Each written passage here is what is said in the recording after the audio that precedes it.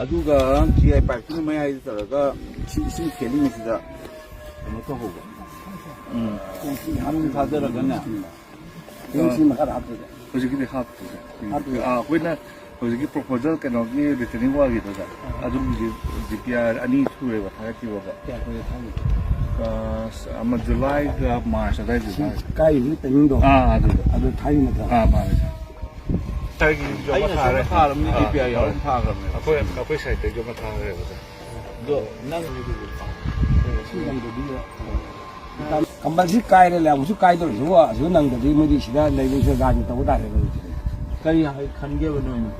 sa du ka kawai to no di khan be du sa no ai na do ga ne moi to ba ko si se som kai na si gi so of course ole ro ni na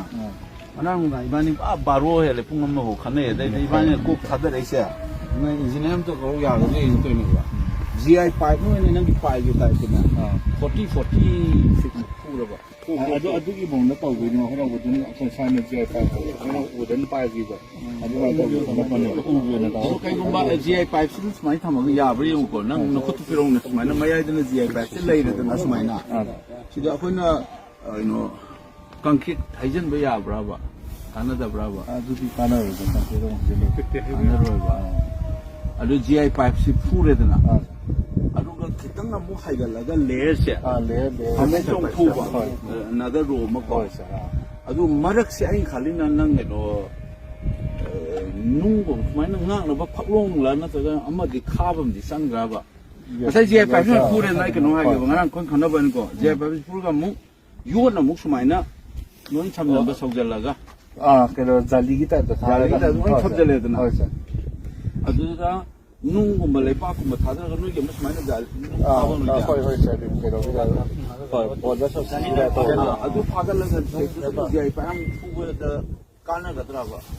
adu sendi bag no mai na hoi send bag ma na to sa ya ne da ba send bag to apai gi no do la bor lai mo ha la ga bora ha to do adu mai na adu hojiki akhoi gi turen pan pha ba nung gi bowler na to pha ba do amai to budi ya ro dra ba adu feasible lo oi ro ba adu akhoi ni GI pipe fu si gi effective ni si kam nei ga da ge ba technically my depth sai na hajne first ki sai ngang ha po so 40 pu da lo ro ba adu noi si gi soil test ta bom chu le ro ngane ba noi na pipe pu ba ya sida retaining one de ingon de rip thok ya ro ba ko ke to adu aina khara to ga le kai mem khai jan ra kan da si sum kai ni khang thang na sum to le ga di ya ro ba si adu noi ai ni engineering ko ido kan noi gi so ma tom ta lai se noi lo ji ka ta hai dong ne ai mo ji hai se ga mi fe ku de po de lo ro ba e bai le o hu ba ma ra ta su ga wa ga swai ni ka lo ni na wa na fu ro si ju ka thang ga lo ro da di hai pa thar ki ma ba ma se mo ro ga fu se si ne hai na effective way ga dra ba effective way go bam thong ko sigi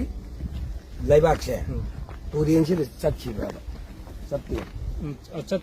chat ta di kai du khoi pa ka no laibak wa pa da phu du no ka da no laina se sida lai lai di laina se tau ji hai ta di masai gi khoi sam ne si pu se kai dan si di laibak se sing da de ba ka su a de la force of economic water ki force si di yai bne ba si ne pang choni kai bne si ne ba sing da ga nam da gi ban na te ba se me ko adoi ta di si loi lok thoi na layer ba layer compact or da thanga che ba ado wa bim pa sha song de ne lang mari ma ta ro wa bu le na ado wa jena pareng pareng phur phur ga kan compact roller ne ta thanga che ba sai he kai dai nga ko kai ro because live sing je si laibak se ching da ga chắc chịu là tiêu chúng ta đi có xe chúng ta chính là có nó phải với bạn phải tiền only for that chỉ cái của xe chỉ cái xe bằng tăng này ai đã tao thằng này mà thì đến tôi người tôi là cái tiền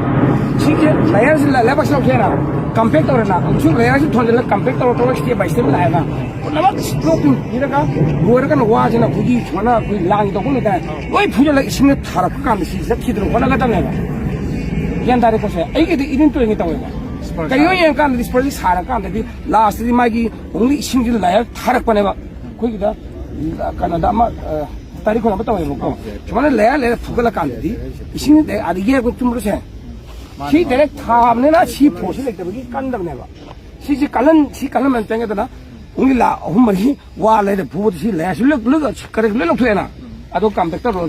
nama sum thalaga ora phun kadam ne aina technically no da hangai se pot ni ne ba aina sum thajang gare ko noi gi department sum tawre adu ngai gi ne sing sau se private lak ko noi gi file clearing ki tender gi kari gi tawle di ne da sing sau na han ne ba aina hai re sina adu na temporary oina phakong dai kai dagi cushion torga hindi gi da ga jugare do kamaina handa ki lak pasi da di ka hu da na handa khakka di ama do ngai ni da de da na mize chat ni si point ani ne si point maga ada maga pa da no si horum maga mi le khe ba adu sorok si 18 feet pakka da si 10 feet 11 feet hen pakka ya tre dai si da si pal pur ka da moi na hanjari si na ka no what is the position moi thaga kai hai ba aina som dura dipya sarga chip chike te de idna ngana da thaga klam si se param si jo ma sa de na ha apoi saga si ne ba ada aino ji no de na no na engineer ni ai khoi sina fu khamja bai wa ni ko aina engonde lemen no na khalak pa ni mena le wa nam chan na phaklong thadan tawri do ising chaw du ni da de de tai to wa ge mo ta tan kan na da ji ai pipe na khara lu na ani sam ga su 2020 feet pujan ra di adugi mano scheme masam to adu di pasayam yam da bina aina khara khaira fai khara taw na le kai nam chan ga kai de na mum ta silo se ban da ado nang yum da tawang taw siro ado si se kaya mo nang sa mo pure do na ge so do kai cha ge ma fi